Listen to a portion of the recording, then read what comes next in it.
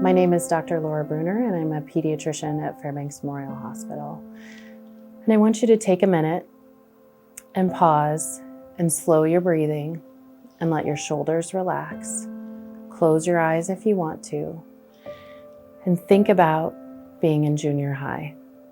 Think about the moment of being 11, 12, 13 years old and what that felt like. The worries and the fears walking into the school building of, will I remember my locker combination today? Does my hair look okay? Do I have my homework with me? Where is my lunchbox?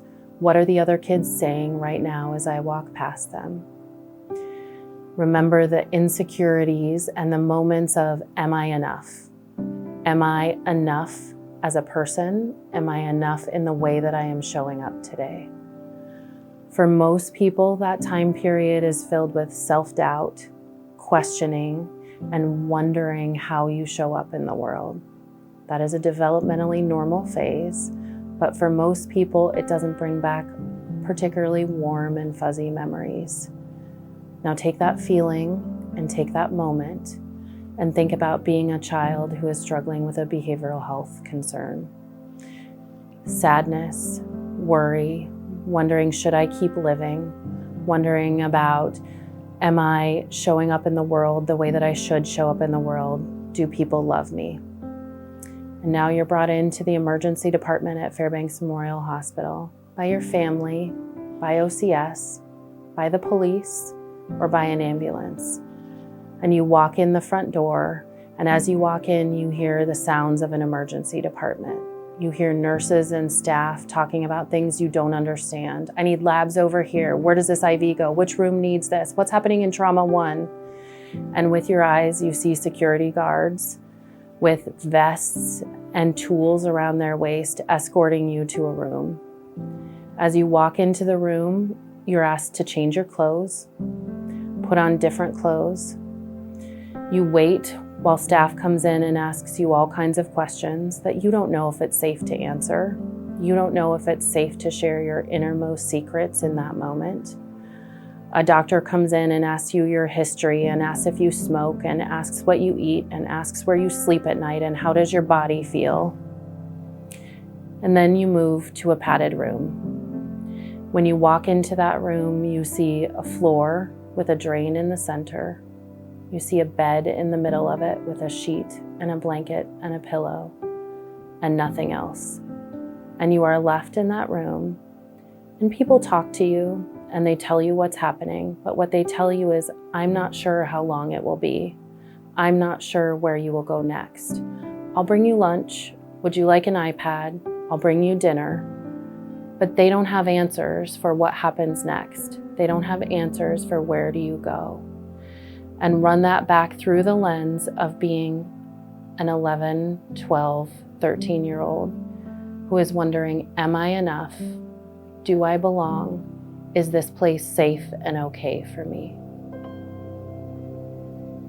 Now open your eyes and think about the work that we as a community have to do to help support our kids and our families. You know, there are just some dates that you never forget. And one of those for me is April 16, 2015. And on that day, my son put a gun to his head and he pulled the trigger. And you're never ready for that. He had been having lots of problems.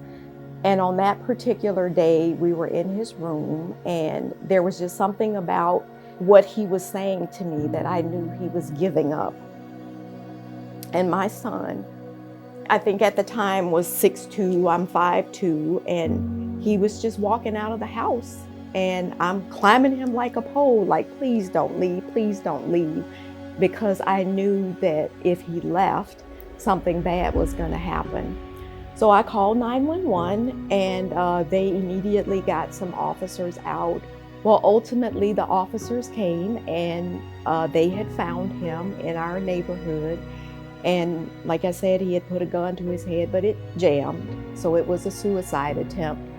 So they transported him to the hospital, and we were in the emergency room, me and my husband and my son, and we were waiting in a room with, padding, and we didn't know what the next steps were going to be. My son was scared. We were scared. We were told that because he was under 18, there was nowhere for him to stay in Fairbanks. So in order for him to get treatment, he would have to go to Anchorage or somewhere else. We were very fortunate in that I was able to go, and I stayed in Anchorage the whole time my son was receiving treatment there. But I know that there are other parents that, number one, could not have made that trip, or number two, could not have afforded to stay in a hotel room for 2 months while you wait and hope that you can be a part of your child's treatment. The place that we had him in, it was a horrible experience for him. And part of the reason that I stayed there and on the ground was because the treatment that was talked about in the brochure and talked to us about when we were here in the emergency room was not the treatment that he was receiving. He would not have made it, and I'm not being dramatic here, if I had not been there every day, if he could not see my face and know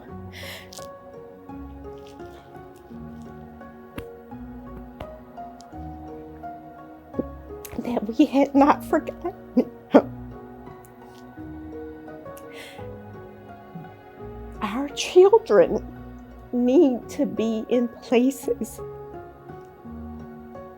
where they know no matter what type of mistakes they've made or what's happened, that the community, that their family has not thrown them away.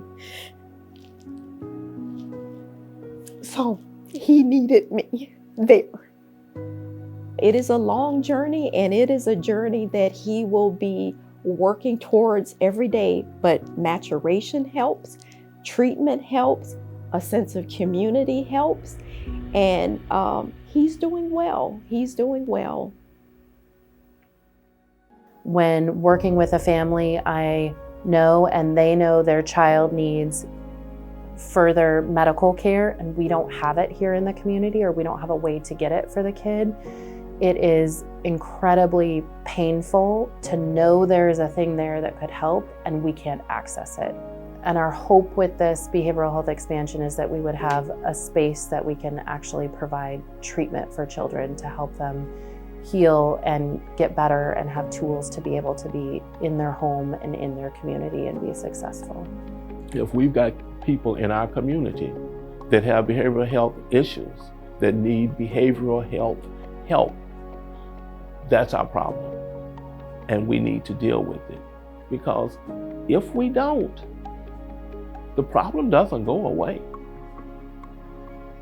And the longer you neglect it, the more it grows. There needs to be better coordination and integration of treatment, particularly for kids, because if we don't reach them when they're young and they're vulnerable and they're in need, then they're going to grow up to adults and the need is just going to be greater. So the reason to spend time and energy and money on this is to support our community and the health of our state in the long run. Yeah, I certainly believe that it's the responsibility of everyone to take care of our neighbors. That's what we're the Golden Heart community. So yeah, let that gold heart shine.